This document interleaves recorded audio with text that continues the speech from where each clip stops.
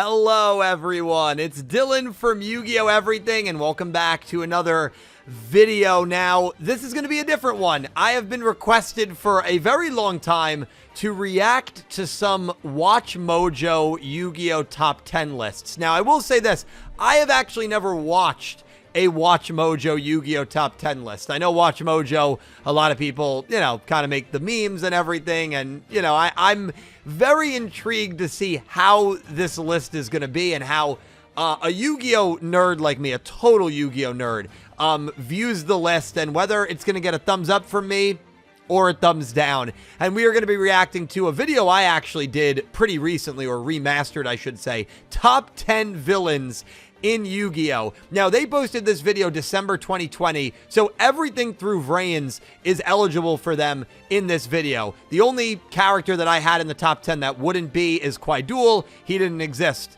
in the year 2020. So, before we get into the video, I do want to thank today's video sponsor, and that is Into the AM. Maybe you like clothes shopping, or maybe you're like me and you really don't enjoy shopping for clothes. You're not a fashionista. But being a fashionista is actually very, very easy thanks to Into the AM. Now, I've sponsored Into the AM before. They have amazing graphic tees all over their website at very affordable prices. These graphic tees are so cool that almost every single person on the Yu-Gi-Oh! Everything Talking Yu-Gi-Oh! Podcast has multiple. But Into the AM is now going beyond graphic tees, as they are now introducing stretch denim jeans, which is a perfect blend of denim style and modern day comfort. And I'm not even kidding, guys. These jeans are some of the most comfortable jeans I have ever worn in my life.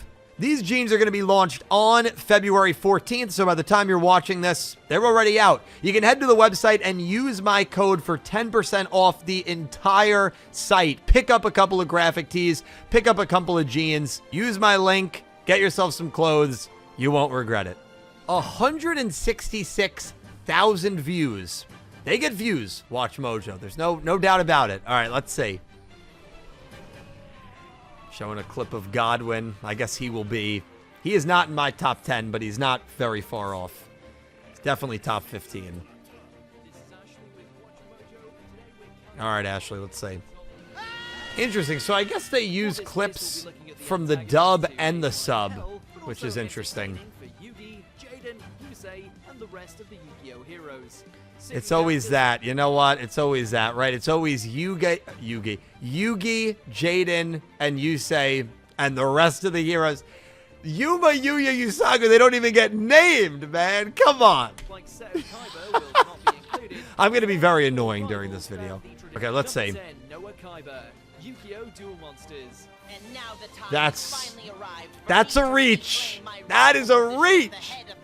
Yeah, Noah Kaiba is not on my top 10. I don't even think he's on my top 20.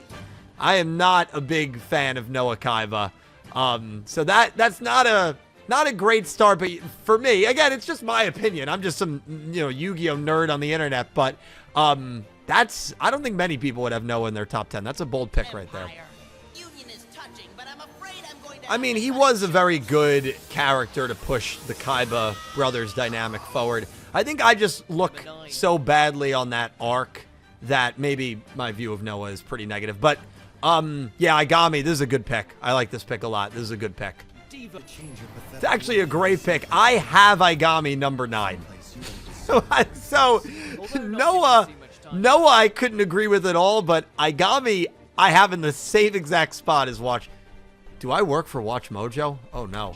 Oh boy. Oh boy. It's a great movie, and he was a big reason why the movie was as good as it was. Compelling movie villain. Very good movie villain. Number 8, Rex Goodwin. Yeah, I figured Godwin would be on here. It was in the intro screen. Godwin is probably like 12, 13 for me. Like, he just misses that top 10 cut. So him being 8 here, I'm fine with it. That's a thumbs up for me. I don't have an issue with that. That final duel, I will say, that 3-on-1 duel was, I just rewatched it for the Jack Carly video. So good, dude. The end of the Darksiders arc is so good, dude. It's unreal. Bold pick. Another pretty bold pick here. Sartorius number 7. Sartorius was not on my list. I don't even know if he's top 20, to be honest with you. He's, I think, my 3rd favorite in GX alone. I think I like Darkness. Well, Yugioh is much better.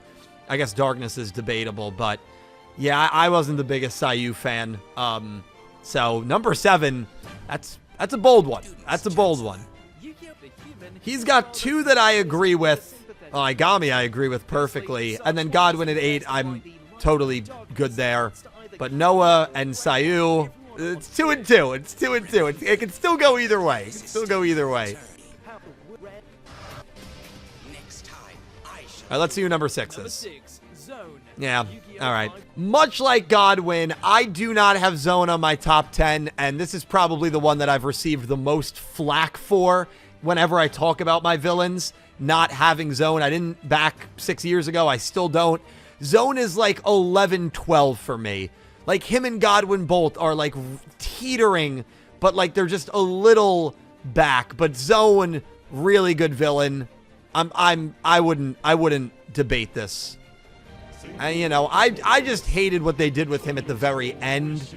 But like, you know, if you don't really mind that like the whole Yusei thing was a fake out, then you probably rate Zone very highly, and I get it. Like, he's a good villain. He is. Him and Godwin both are. Like, I don't think they're like incredible villains, but they're both good to very good, you know? Top 5. Top 5's big, man. Top 5's big. You got to kick that top 5 off. So, I have Pegasus at 3. So, I'm with him on this. I think Pegasus is incredible. I know he's the first villain, but like, dude, you go back and watch, and it's not like, oh, it's nostalgia when it comes to Pegasus. No, dude, he's like, his personality, his like, you know, the balance between the scary stuff and the goofy stuff with the tunes. Dude, he is like an incredible villain. He really is. And it is a relatable thing with his, you know, passed away wife for sure. Number 4, Yugioh. Yugioh GX. I have Yugioh at 7, so I'm fine with this. Yeah, I'm fine with this. You know, you probably could argue Yugioh is maybe a little higher than where I have them, but I think 4 is fine. I think 4 is fine. Yugioh was incredible. Incredible villain in GX. Helped Judai's character massively. Yeah, Yugioh at 4, I'm totally fine with. Let's see number 3. Top 3 is big.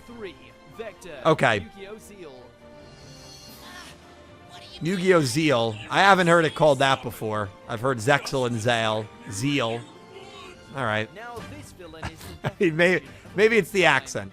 He speaks proper English. I speak, you know, New York English. I mean, he speaks better English than I do. So, Vector, I mean, what can you say about Vector? He's incredible. I've said for a very long time he is the best spin-off villain that we have ever gotten. He's an incredible villain. He's number 2 for me. Number 3, 1 off. I'm fine with that. Vector is incredible.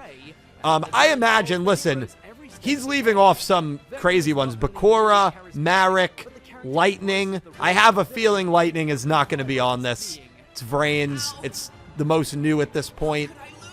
But Marek and Bakura, yeah, Marek's number 1 for me. Marek is the best villain in Yu-Gi-Oh! For me. Him being at 2 here is fine. And I imagine he's going to put Bakura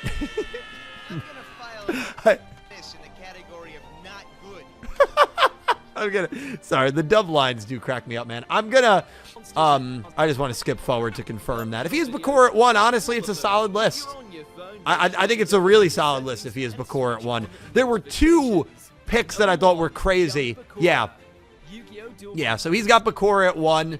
I have Bakura at 5.